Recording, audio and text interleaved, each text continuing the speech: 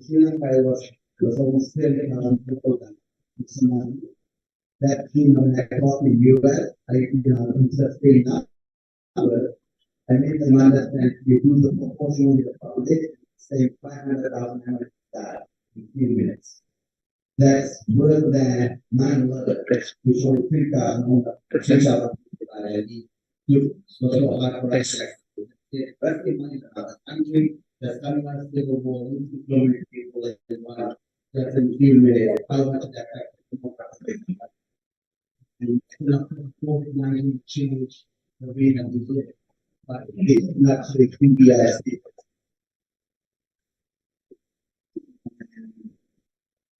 and so if we interested in public health, global surgery, you have to go to the UN website and learn about this. These are very important statistics, and these are very, very good websites. This is the Millennium Development Goals were started, of course, before 2000, and the goal was from 2000 to 2015. They outlined 8 issues, as you can see, simple stuff. Sometimes we don't give enough credit to the UN, to the work they do. In fact, between 2000 and 2015, they reduced poverty or pulled people out of poverty, 1 billion people, 1 billion that time. That's a good number. It's a very impressive number. So we have to give them credit. And let's go to the 8th goal that highlighted here. Is even an institution as big as UN, the World Bank, the UNICEF, everyone put together, they couldn't do this thing all by themselves. They needed to collaborate with local and other INGOs. That's what, International College of Surgeons comes into play. That's why the charities that started in the global local communities that to help make the difference. So I think take-home message number 2, huge is it's about building relationship and partnership, working with others, and building synergy. Collaboration leads to synergy. 1 + 1 = 3. Right? That's what synergy looks like. Sometimes it looks like 5 if you really kick it off well, right? I think that's the key. Let's go to the next one, please. So after 2015, the UN said, we have done enough in this area of, poverty eradication and decreasing maternal mortality and many other stuffs. And once again, they set out 17 goals. And the big thing is, once again, they talk about, partnership. So this is important, though. I think gender equality, I serve in the national committees of DEI, diversity, equity, and inclusion. And I'm very passionate about it because being a minority in US, I think it's important that we talk about equitable and how it looks like. And the gender equality is an important thing. It's if you look at it even globally,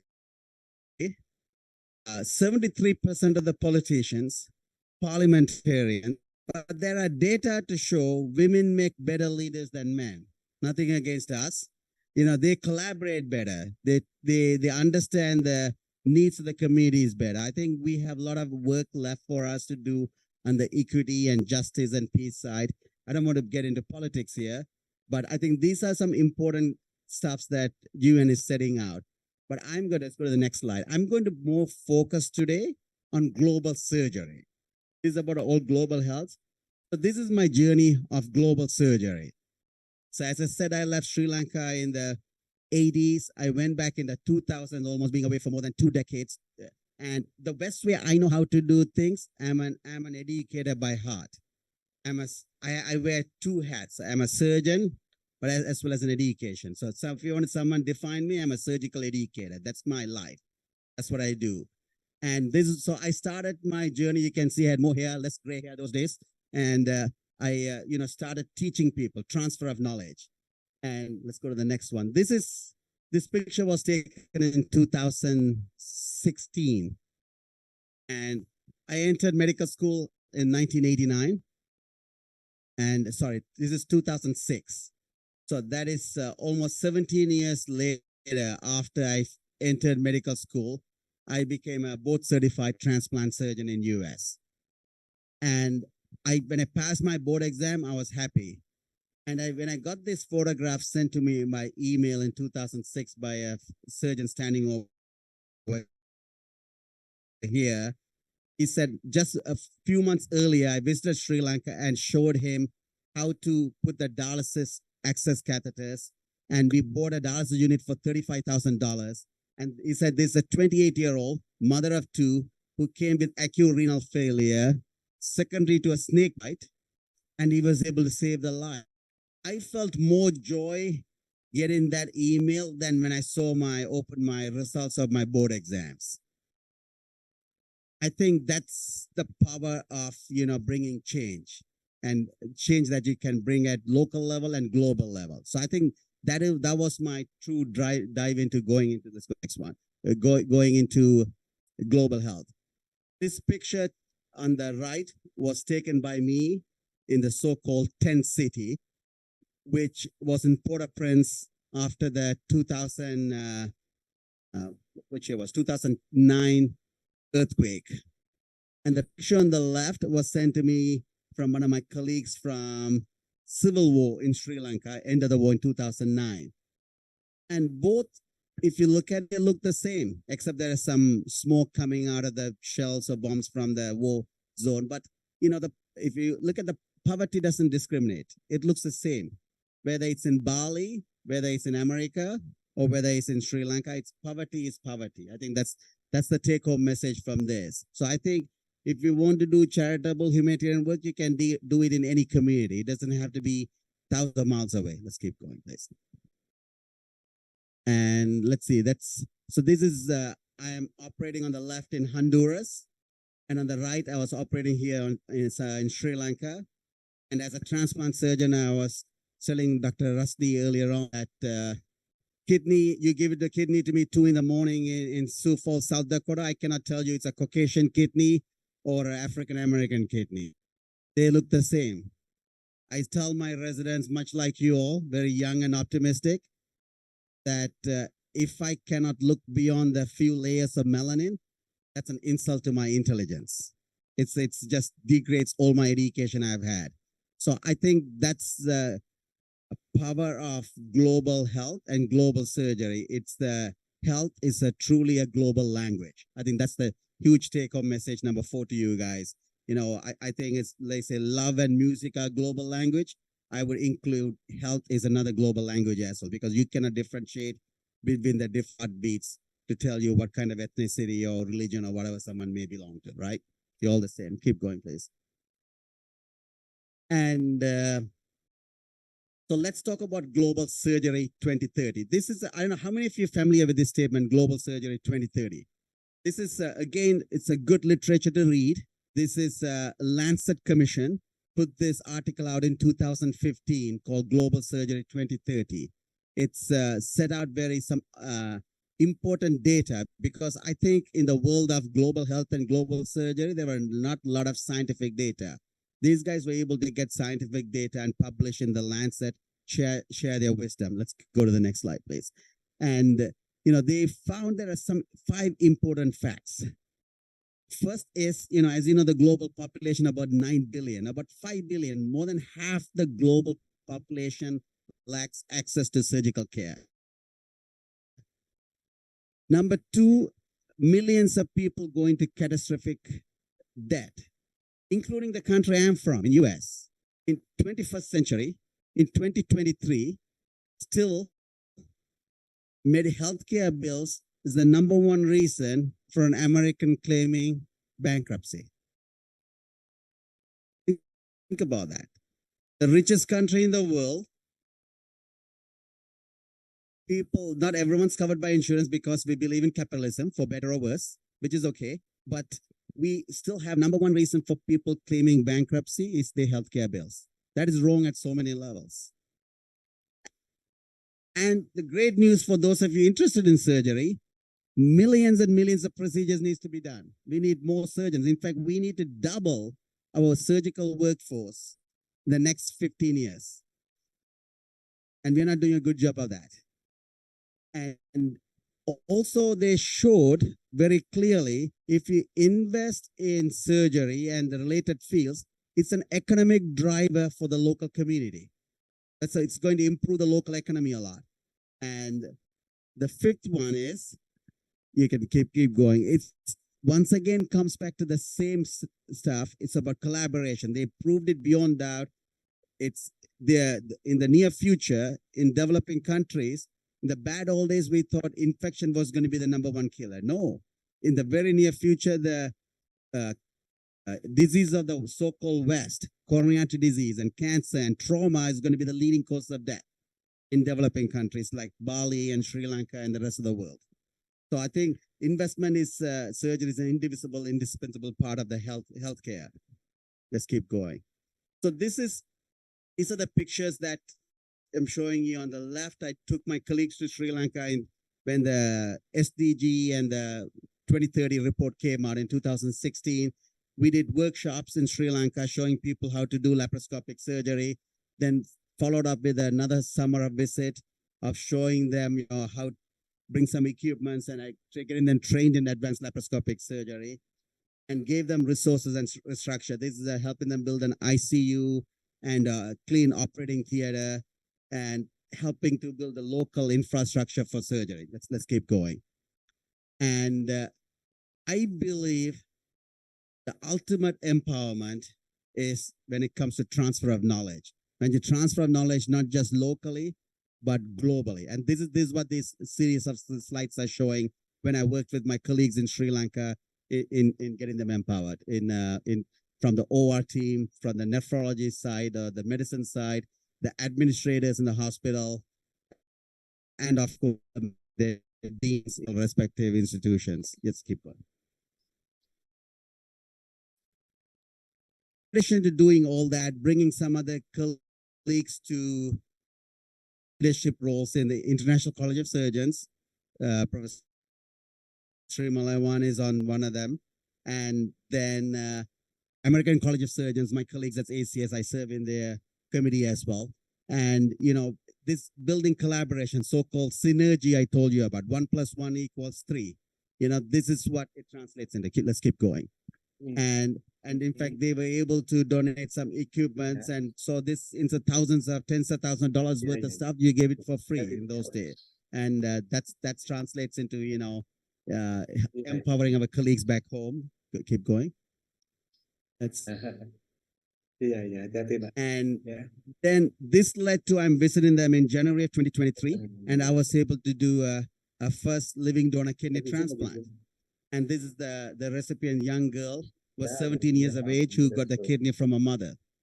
After, it took a long time, 20 years, but there's no substitute for perseverance. Keeping at it made the difference that I was able to do my first living donor kidney transplant in the northern part of Sri Lanka by building that operating theater, the ICU, the equipment, and training the local people. Can you keep going to the next one, please? Let's see. Hopefully they will project. It's thinking.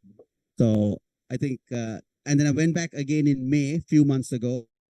And this time, as you can see, it's not projecting too well. I didn't do the surgeries. I got the local surgeons to do the surgery. I stayed at the back and provided some advice and recommendations and got them to perform the surgery. They did 3 kidney transplants in 1 week. And all did great. Let's keep it to the next one if I can. Maybe it's, I'll show you the subsequent months are coming. So this is so I'm going to take a little step back. I told you about global health and global surgery. Professor Brendan Kelly is a friend of mine. We graduated med school together. He's the current professor of psychiatry at Trinity College, one of the oldest medical schools in the world. Was started in 1542.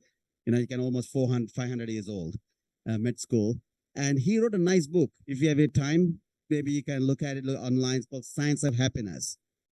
There are 5 things he said. Accept who you are as a person, what's been given to you genetically and otherwise. Have gratitude, have love, not just for yourself, for everyone around you, and be content with what you have. Be happy with what you have, and have a balance in life. Don't do too much of anything. Too much of anything is like life is a bell-shaped curve, right? Try and stay with the ±2 standard deviations. If that makes sense. Stay in the middle. If you go to the extremes, that means you get into trouble. Try and have a balance. And finally, he said, Next slide. It's called in belief. Believe in something. For me, my belief is in global surgery and transfer of knowledge. And this quote that was given to me by Mahatma Gandhi, many of you may or may not know, right? He's from India. He was key to getting the independence from India from the ultimate superpower those days, the British. He said that your belief become your words become your actions becomes your habits become your values, and our values become our destiny. Very powerful. Think about it. Just believing in something so strongly can become your destiny. And that's, for me, that's been my destiny, believing in global surgery and giving back in the transfer of knowledge. And this is the young girl I transplanted in January. And keep going the next slide. I'm sorry, it's not projecting as well. I saw a 4 months post-op, and it was amazing that she was gaining weight. She started even growing taller because she doesn't have the renal failure anymore. And she put on some weight, so she had cheeks, like it's before she looked like cacactic. It was priceless for me. I said, my life has not been in vain just making one girl's life better in a remote little island. Let's keep going.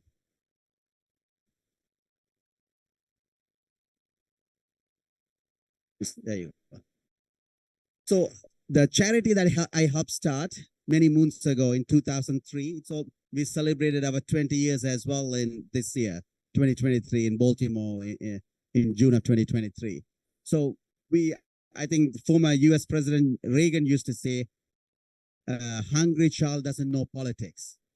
So is true when you're trying to talk about health, when you're struggling to eat a food, and it's no point. So that's what we went into through our charity into livelihood projects and education. I think, as I said, not only just looking at the postgraduate education, we started as early as preschool education as well. Let's keep going to the next one. And in Sri Lanka and in many other countries, we have done projects in almost every specialty you can think of. Let's keep going. And in the 20 years, we've been able to raise about $11 million US dollars and invest in 15 different countries. I think that's very heartwarming. He's my mentor. I always believe in what Dr. Mandela, Nelson Mandela, President Mandela said, former president of South Africa. I think education is key to changing the world. I think that's the ultimate empowerment. And he also says, as a leader, you lead from behind. So people at the front who go march think that they have done it themselves. I think that's a true sign of a leader. You don't have to stay at the front. You can stay at the back and lead from behind. So when people have crossed that line, they said they have done it. I think that is a true sign of a leader. Let's keep going, please. And these are the countries we have done. In fact, we have done some projects in Indonesia with some hurricane that have gone through in the past as well, and during the tsunami times. Unfortunately, it's lagging behind. Let's keep going.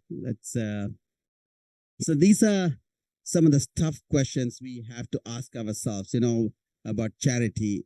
I think the most important message I would say is keep going is you just have to have the intent. You have I always want to do something when I was a med student, much like many of you, and as a resident, and that passion continued on while I'm even today in my late 50s. I think this is a very successful story. During one of my recent visits to Sri Lanka, these young ladies that you can see over there, they were high school dropouts who could even finish the secondary school, but we got them out. We put them through a training for public social workers, and they were able to bring change to their own communities that they grew up in. These high school dropouts become the role models for other women. And there's a saying, if you educate a man, you educate a man. But when you educate a woman, you educate the whole village. Because women are more powerful in empowering their own children and the surrounding communities in elevating and raising that standard. So I think this is how empowerment looks like. I think that's a take-home message. And this is another interesting article. You can Google it and you can find it. Peter Singer was from a very old article in 2006. How much should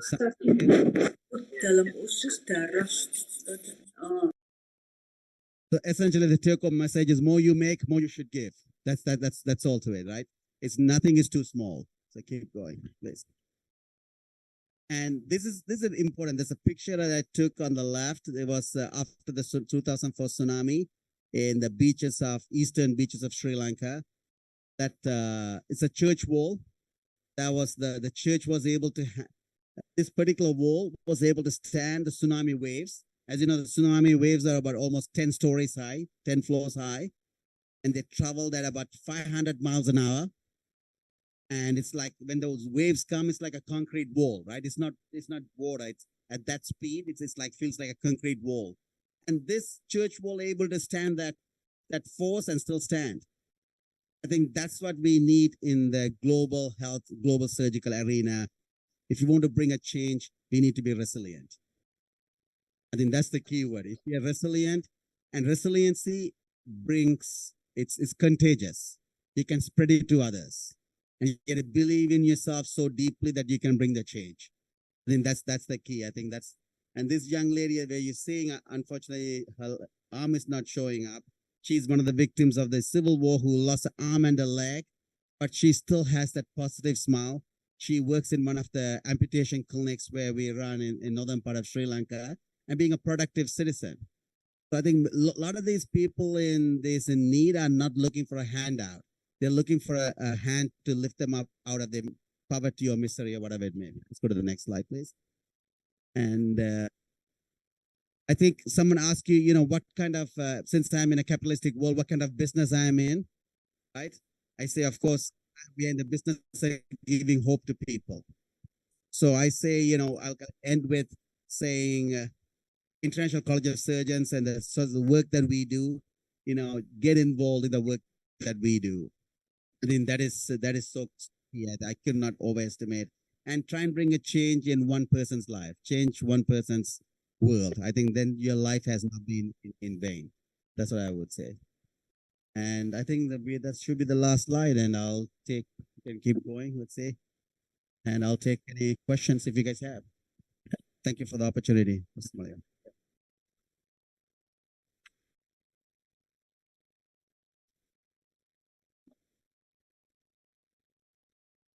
Okay, thank you for the wonderful lectures, Dr.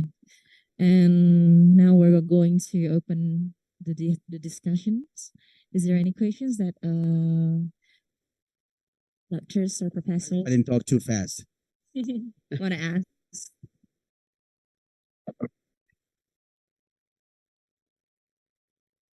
Kan bisa kalau misalnya memang mau dalam bahasa Indonesia nanti dibantu untuk ditranslate. And I take it most of you are residents, surgical residents, various different years, first to. Yeah, we were from the 3rd semester up to the 9th semester. Okay. Great.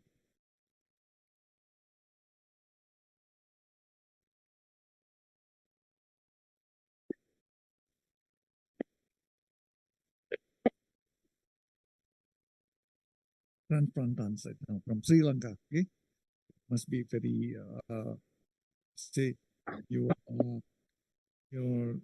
what you thought have a vision and very sharp vision, and then you get it. Yeah. What you have now is if I'm not wrong,